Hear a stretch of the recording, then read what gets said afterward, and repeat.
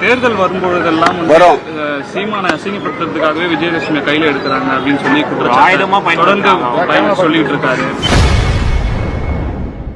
சீமான் விஜயலட்சுமி விவகாரம் குறித்து செய்தியாளர் எழுப்பிய கேள்விக்கு அமைச்சர் சேகர் பாபு பதிலளித்துள்ளார். மக்களோடு பயணிக்கின்ற இந்த இயக்கத்தை மக்களோடு கூட்டணி வைத்திருக்கின்ற எங்கள் முதல்வரை 2026ஆம் ஆண்டும் இதுபோன்ற எத்தனை சதிவலைகள் பின்னப்பட்டாலும் அனைத்தையும் அறுத்தெறிந்து மீண்டும் தமிழகத்தின் முடிசூடா மன்னனாக எங்கள் முதல்வர் அரியணையை அலங்கரிப்பார்.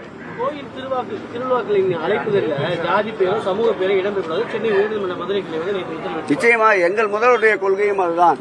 எல்லோருக்கும் எல்லாம், அனைவரும் சமம். இதைத்தான் நாங்கள் அனைத்து ஜாதியில் அர்ச்சராகலாம் என்ற நிலைப்பாட்டினை எடுத்த முத்தமிழறிஞர் கலைஞர், மாண்புமிகு மறைந்தும் மறையாமல் வாழ்ந்து கொண்டிருக்கின்ற பகுத்தறிவு பேராளன் பெரியார் அவர்களுடைய கொள்கைகளை அவர் நெஞ்சிலே தைத்த முல்லை நீக்கியவர் மாண்புமிகு தமிழக முதல்வர். எங்களுக்கும் அந்த கொள்கையில் எங்கள் முதல்வருக்கும் உடன்பாடு உண்டு. தேர்தல் வரும்பொழுதெல்லாம் வரும். சீமானை அசிங்கப்படுத்துறதுக்காகவே விஜயலட்சுமி கையில எடுக்கிறாங்க அப்படின்னு சொல்லி தொடர்ந்து சொல்லிட்டு இருக்காரு. அவர் தாங்க அவங்கள பயன்படுத்தினாங்க, நாங்க எங்கேயோ பயன்படுத்துறோம். செய்திகளை உள்ளது உள்ளபடி தெரிந்து கொள்ள ரெஃப்ளெக்ட் நியூஸை சப்ஸ்கிரைப் பண்ணுங்க.